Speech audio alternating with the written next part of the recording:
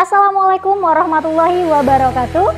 Hari ini ketemu sama Ibu Siti Zubaidah, guru mata pelajaran kimia di SMA Islam An-Nizam, Medan. Gimana kabarnya anak-anak Ibu semua? Semoga kita semua selalu sehat dan selalu dalam lindungan Allah Subhanahu wa Ta'ala. Jadi hari ini kita akan belajar kimia yang pastinya sangat seru untuk dipelajari. Oke, jadi hari ini kita akan membahas tentang ikatan antar molekul gitu.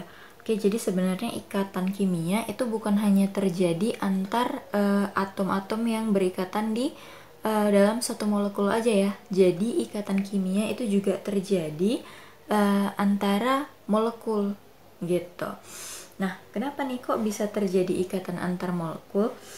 Hal ini dikarenakan ikatan-ikatan molekul kovalen ini kan sebenarnya punya gaya tariknya masing-masing ya. Dan kita tahu juga kalau misalnya dalam dalam suatu materi ini kan molekul nggak cuma terdiri dari materinya ini kan nggak cuma terdiri dari satu molekul aja, tapi ada banyak sekali molekul ya kan. Contoh misalnya segelas air. Nah, segelas air ini kan nggak cuma terdiri dari satu molekul H2O aja kan, tapi terdiri dari banyak molekul H2O.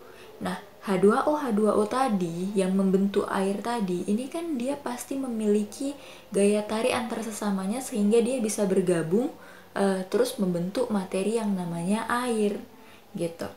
Nah, terus kira-kira ikatan antar molekulnya ini gimana sih maksudnya gitu. Kita lihat sama-sama ya. Yang pertama di sini katanya ada gaya van der Waals, di mana gaya van der Waals ini merupakan gaya tarik antar molekul atau ikatan kimia ya. Kita lihat. Nah, di sini gaya van der Waals itu dibagi jadi beberapa. Yang pertama itu ada gaya van der Waals antar dipol permanen. Jadi antar dipol permanen ini maksudnya, nah, jadi gaya dipol permanen ini dia terjadi antara molekul yang sifatnya polar dan molekul yang juga sifatnya polar. Jadi antar sesama polar. Nah, kalau kita lihat di sini, ini bisa dilihat ya. Di sini ada contohnya itu HBr dengan HBr, di mana kita tahu kalau HBr itu dia sifatnya memang polar. Dari mana polarnya? H itu golongan 1, berarti dia elektron valensinya cuma 1. Berarti 1 ini dipakai untuk berikatan dengan si Br ya. Kemudian si Br ini dia golongan 7A, berarti elektron valensinya 7. Jadi selain berikatan sama si H, elektron si Br ini dia masih bersisa 6 lagi sebenarnya. Ya. Nah, kalau seperti ini kemarin kan udah Ibu jelaskan ya di materi polar dan non polar. Kalau misalnya salah satu atom itu dia elektronnya lebih banyak, kalau untuk yang dua seperti ini ya, kalau misalnya molekulnya terdiri dari dua atom, kalau misalnya salah satunya elektronnya lebih banyak, maka dia lebih cenderung negatif gitu. Makanya di sini si Br itu dia sifatnya cenderung negatif. Atau kalau misalnya yang seperti ini dibacanya parsial negatif ya.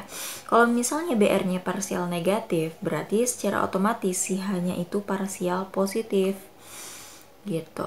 Nah, berarti kan berlaku juga nih untuk HBr yang satunya lagi, ya kan? Berarti si H di sini parsial positif dan Br-nya itu parsial negatif atau cenderung positif dan cenderung negatif gitu.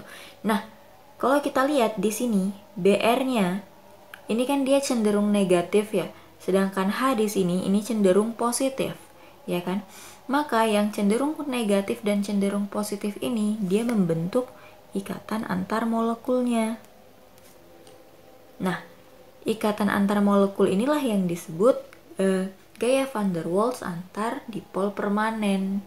Jadi dipol itu artinya molekulnya polar ya. Jadi di sini kelihatan jelas molekulnya polar, dan polarnya itu polar permanen, dia nggak sesaat polarnya. Jadi memang jelas dia ada yang parsial positif dan parsial negatif, atau cenderung positif dan cenderung negatif gitu dia. Oke.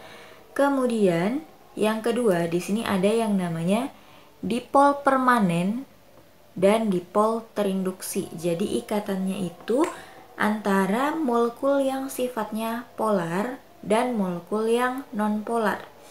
Jadi, kenapa dia disebut molekul dipol permanen dan dipol terinduksi? Kalau dipol permanen berarti udah jelas ya, dia memang sifat dasarnya polar, udah jelas memang polar. Kalau polar berarti ada yang parsial positif dan parsial negatif, atau ada yang cenderung positif dan cenderung negatif.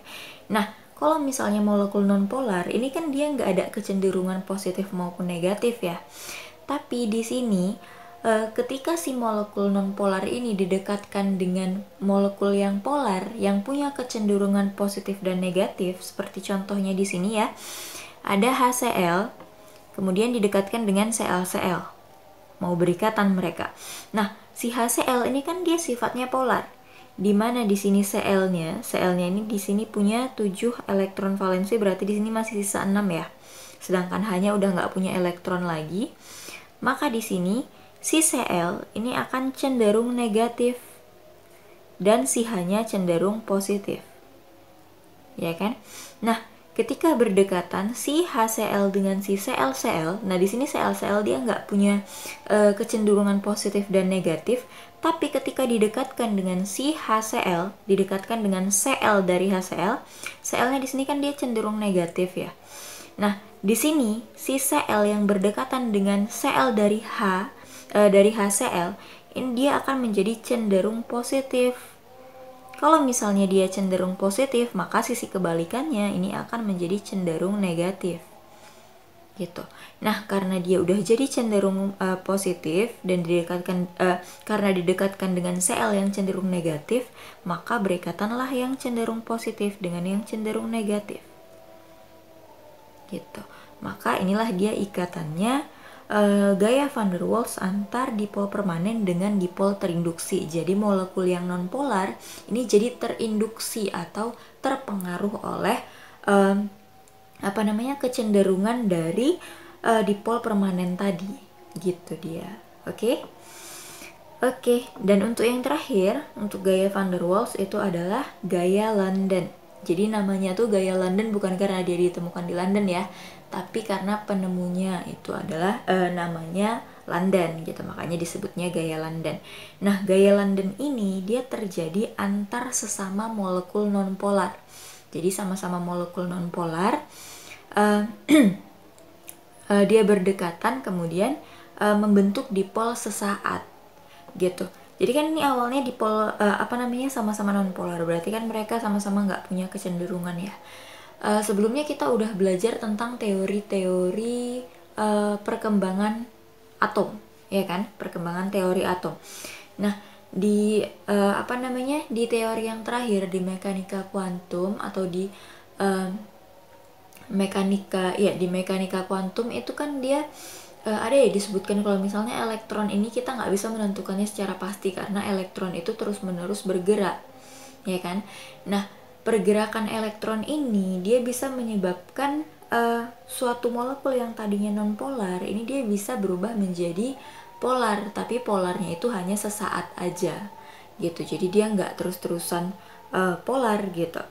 Nah, kalau misalnya dia yang awalnya non-polar, ya kan? Tadi kan ada pergerakan elektron nih sehingga dia membentuk dipol atau dia membentuk kutub, tapi sifatnya hanya sesaat. Nah, jadi ketika dia membentuk kutub, contoh di H2 dengan H2, kan sama-sama nonpolar ya. Nah, kalau misalnya di sini si H-nya, H yang di sini ini dia menjadi cenderung positif karena pergerakan elektron tadi, maka di sisi kebalikannya dia akan menjadi cenderung negatif pastinya, ya kan? Nah, ketika berdekatan dengan H2 yang lain, maka di sini H-nya yang di sebelah sini ini akan menjadi cenderung negatif dan yang di sini ini akan menjadi cenderung positif. Oke? Maka karena dia udah cenderung positif, di sini cenderung negatif, terbentuklah ikatan antar molekulnya. Nah, inilah yang disebut dengan gaya London. Jadi gaya London ini terjadi antara molekul yang sifatnya nonpolar dengan molekul yang juga sifatnya nonpolar. Jadi sesama nonpolar dia. Oke.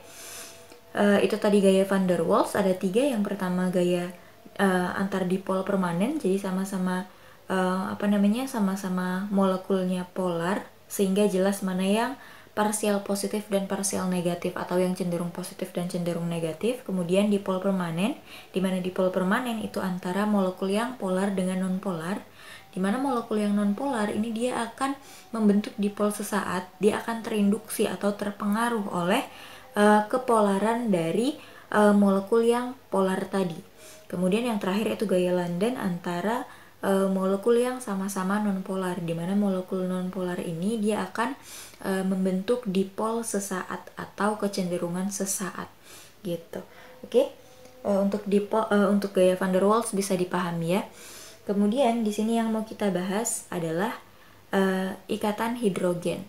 Nah, jadi ikatan hidrogen di sini adalah interaksi antara atom hidrogen pada suatu molekul ya. Jadi ada hidrogen dalam satu molekul dengan atom F atau fluor, oksigen atau nitrogen dari molekul lain. Jadi ini interaksinya antar molekul ya. Nah, kenapa bisa ada interaksi antar hidrogen dengan FO atau N? Hal ini dikarenakan adanya perbedaan elektronegativitas yang sangat tinggi antara atom hidrogen dengan atom FO dan N, sehingga bisa terjadi interaksi dengan atom-atom ini walaupun dia terdapatnya di molekul lain gitu. Oke. Nah, di sini contohnya di sini ada HF, antar HF ya. Di sini ada HF, kemudian ada molekul HF juga. Nah, atom H dari HF yang kedua, ini dia akan berikatan dengan atom F dari atom HF yang pertama. Nah, inilah yang disebut dengan ikatan hidrogen. Jadi inilah dia ikatan hidrogennya. Jadi bukan yang di dalam satu molekul ya, seperti ini kan satu molekul nih, ini bukan ikatan hidrogen. Ya ini memang ikatan kovalen biasa gitu. Ini juga sama. Jadi ikatan hidrogen itu terjadinya antar molekul. Jadi molekul yang pertama dengan molekul yang kedua ini mereka saling berinteraksi, inilah dia jadi ikatan hidrogen gitu. Oke, kemudian contoh yang kedua di sini ada H2O. Jadi ini kalau digambarkan seperti ini ya, H2O-nya. Nah, atom hidrogen dari H2O ini dia bisa berikatan dengan atom oksigen dari H2O yang lain. Inilah dia membentuk ikatan hidrogen. Ikatan hidrogen. Nah, di sini ikatan hidrogennya terjadi antar molekul ya. Jadi ikatan hidrogen itu selalu terjadinya antar molekul, bukan ikatan hidrogen antar atom yang berada dalam satu molekul seperti yang di sini. Ikatan antara H dengan O, ini juga H dengan O, tapi kan dia berada dalam satu molekul. Jadi itu bukan ikatan hidrogen. Jadi yang ikatan hidrogen itu antar antar molekul ya. Jadi beda molekulnya.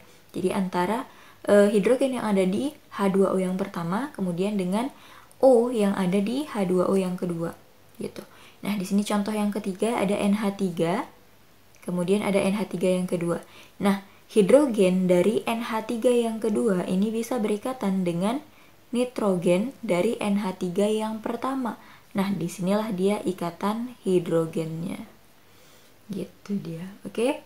Jadi ikatan hidrogen itu terjadinya antar molekul dari atom H dalam suatu molekul ya, berikatan dengan atom F, O, atau N dari molekul lain. Jadi bukan dalam satu molekul dia, tapi beda molekul. Itu baru dinamakan ikatan hidrogen. Gitu. Jadi itu tadi ikatan-ikatan antar molekul, bisa dipahami ya. Oke, sekian pembelajaran kita untuk hari ini. Sampai ketemu di video pembelajaran yang berikutnya. Jangan lupa like, komen, dan share video ini. SMA Islam An-Nizam, unggul, cerdas, Islami. Assalamualaikum warahmatullahi wabarakatuh.